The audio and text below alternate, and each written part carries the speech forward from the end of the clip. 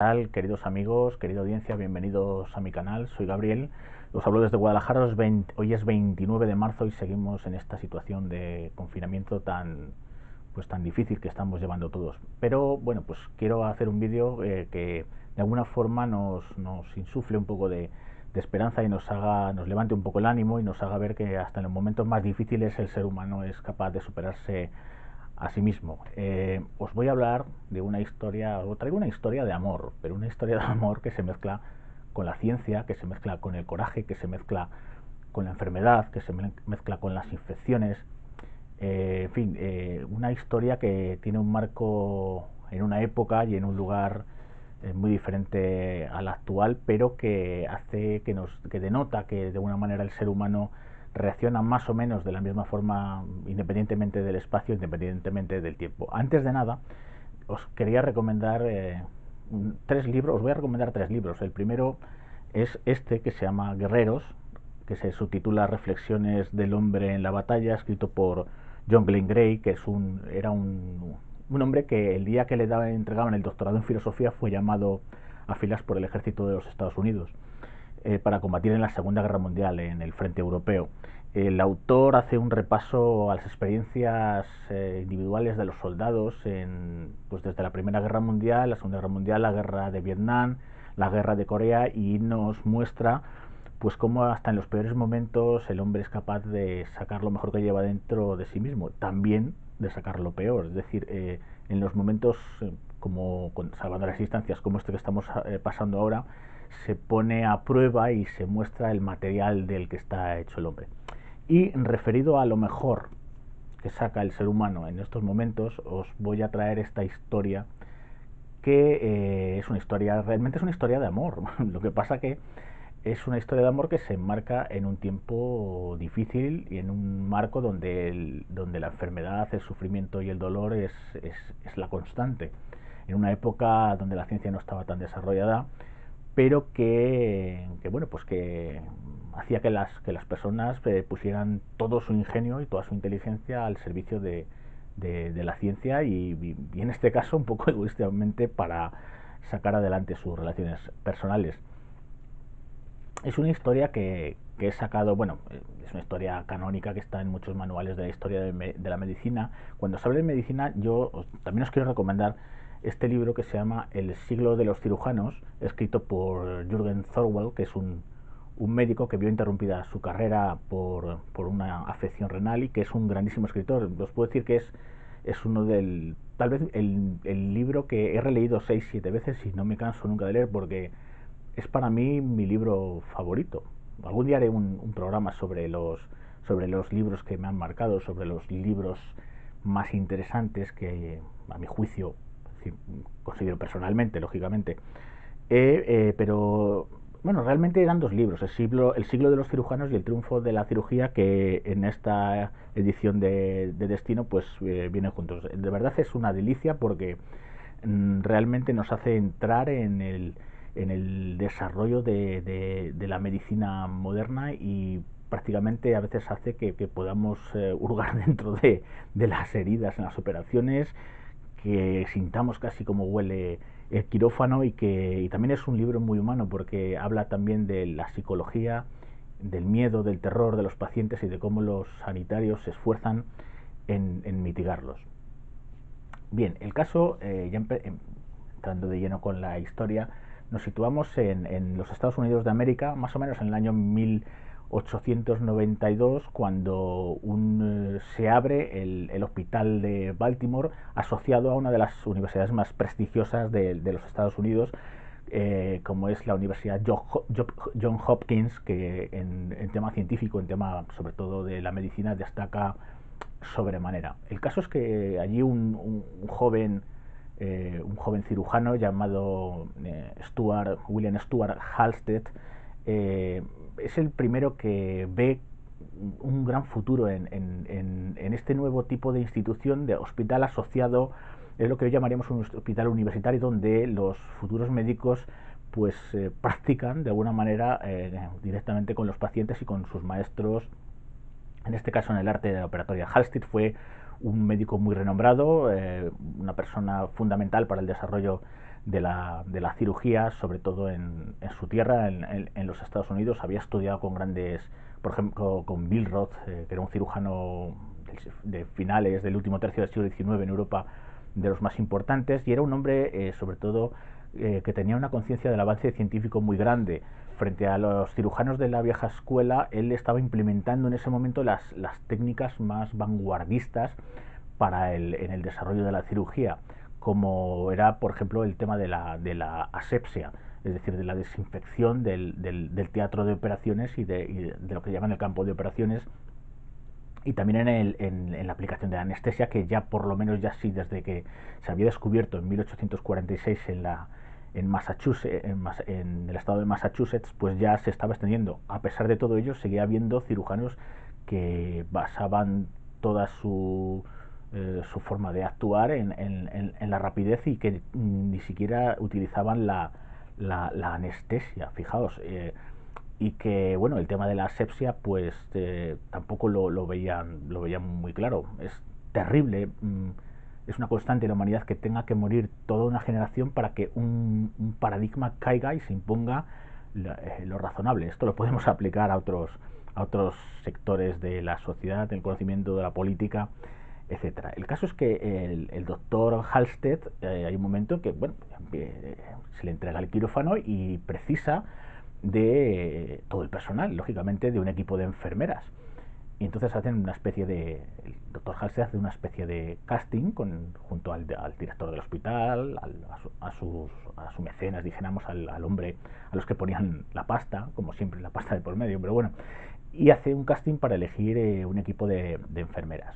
Elige, creo que eran entre 8 y 12, era la opción principal. Al final se quedan con unas 10 enfermeras, y una de ellas, pues ya empezaron, dijéramos, las miraditas, ¿no? De alguna manera.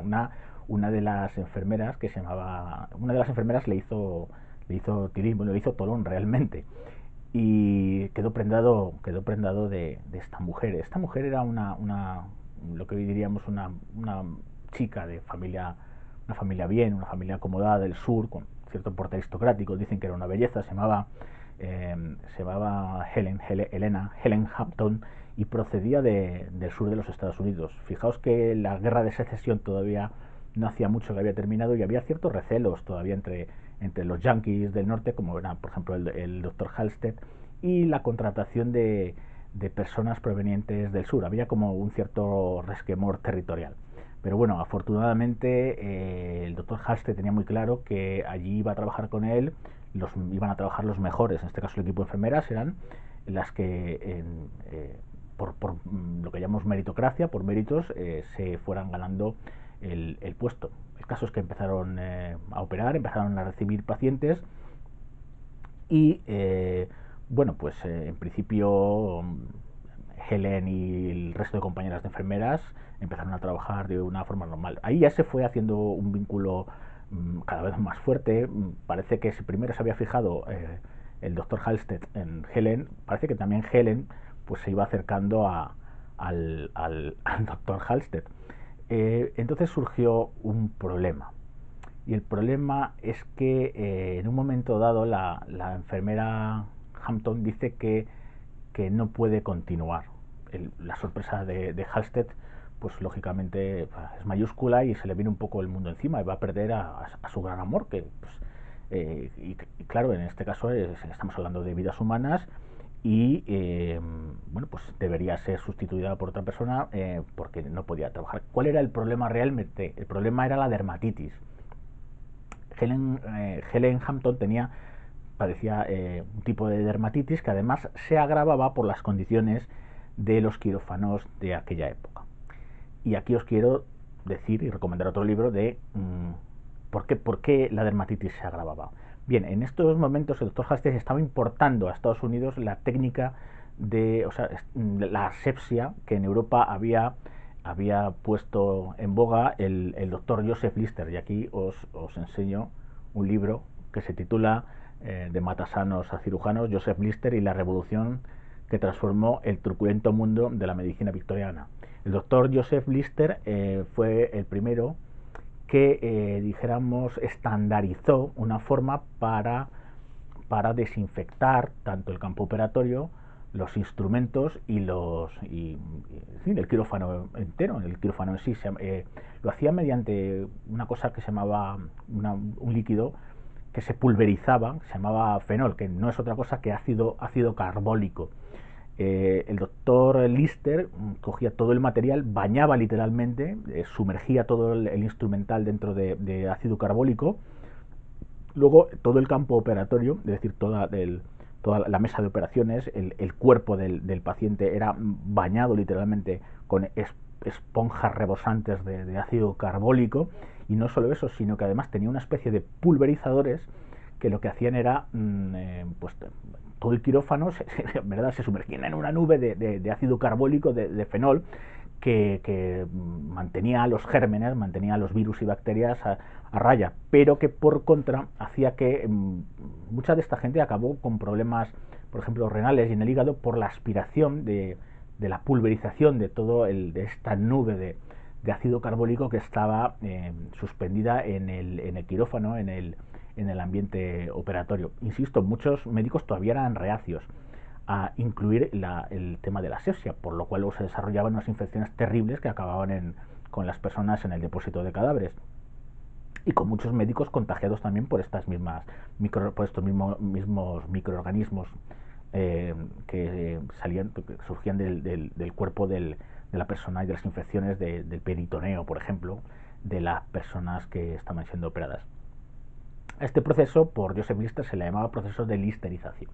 Bien, el caso es que la dermatitis de nuestra enfermera Helen Hampton se agravaba sumamente debido al ácido carbólico, debido al fenol.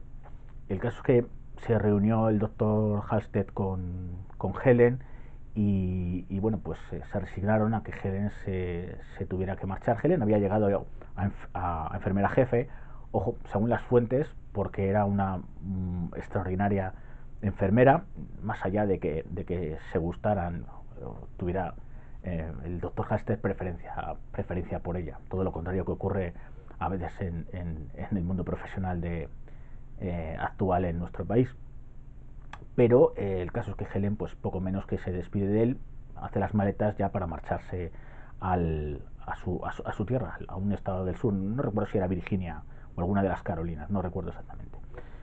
Pero de aquí que el doctor Halstead no ceja en su empeño de que su amor siga trabajando con él. Y bueno, se las ingenia. A todo esto, cuando ya ella se iba a marchar, es llamada por el doctor Halstead, por su amor de momento platónico. Todavía no habían llegado a nada serio, no habían pasado mayores de alguna manera, y la llama a su despacho. Y en ese momento el doctor Halstead le dice que se siente, que tranquila. Ella creía que ya se iban a despedir de una forma más formal, y el doctor Halstead lo que hace es dejar caer una cajita que iba con una cinta, ¿verdad? Una cajita de cartón con una cinta muy bien envuelta, una especie de regalo. Ella creía que era un presente de despedida, cuando le dice el doctor Halstead que abra, porque haga el favor de abrir el paquete, que puede que haya encontrado una solución a los problemas de la dermatitis. Y efectivamente Helen Hampton abre el paquete y observa que dentro hay un par de guantes. Bueno, el caso, pero eran unos guantes un tanto especiales, eran unos guantes muy finos, eran unos guantes que se adaptaban a las manos perfectamente, unos guantes como no se habían construido, como no se habían hecho, como no se habían fabricado hasta el momento. Y es que el doctor Halstead tenía conocidos, lógicamente era un hombre de alta sociedad, y había encargado a la Goodyear Rubber Company, la de los neumáticos, la que equipa hoy en día de neumáticos, por ejemplo, Fórmula 1, una de las más prestigiosas incluso en la actualidad.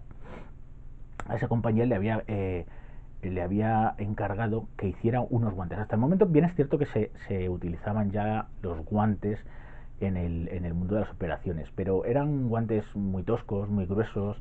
Eran guantes que generalmente se utilizaban más que nada, por ejemplo, cuando abrían un cuerpo, pues para sujetar, por ejemplo, distendir las costillas, ¿verdad? Era más que nada para hacer fuerza, para que las enfermeras y los ayudantes pudieran hacer tracción.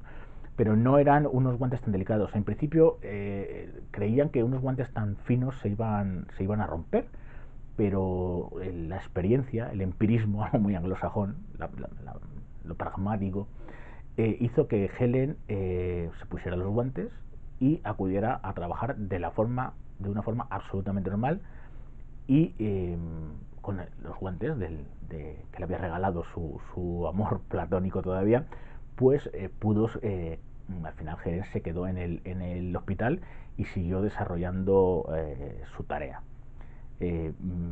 Finalmente, el final de esta historia es que Helen y el doctor Halstead, de William Stuart Halstead, llegaron a casarse y siguieron desarrollando su labor médica, su labor quirúrgica en el hospital de la Universidad John Hopkins de Baltimore.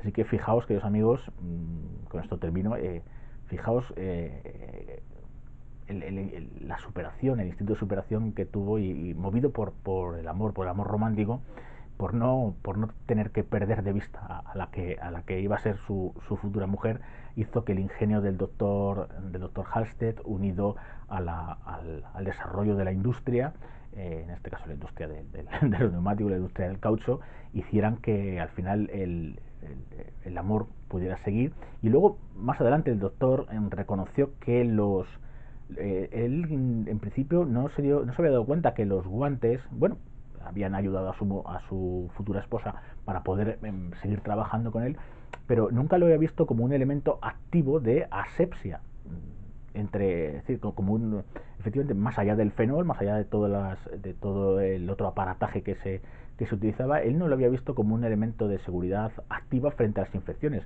Y se fue extendiendo, se fue haciendo habitual el operar con guantes por higiene, y bueno, finalmente se convirtió en un útil universal eh, eh, a la hora de hacer operaciones quirúrgicas. Y queridos amigos, aquí os dejo con el final de esta historia tan bonita de amor que nos muestra que hasta en los peores momentos, en los momentos como los que estamos viviendo ahora, pues los sentimientos más profundos, los sentimientos más fuertes se imponen y hacen que el corazón hace trabajar al cerebro y hace que el ingenio humano y también la curiosidad se interese por salvar lo más valioso en el ser humano, que son de la vida y lo que va unido a ella, que sobre todo es los buenos sentimientos. Queridos amigos, espero que os haya gustado esto. Ya os recomendaré más libros de este y otros temas, y espero que me sigáis y que deis algún like al vídeo y que os suscribáis a mi canal si os ha gustado. Queridos amigos, saludos cordiales.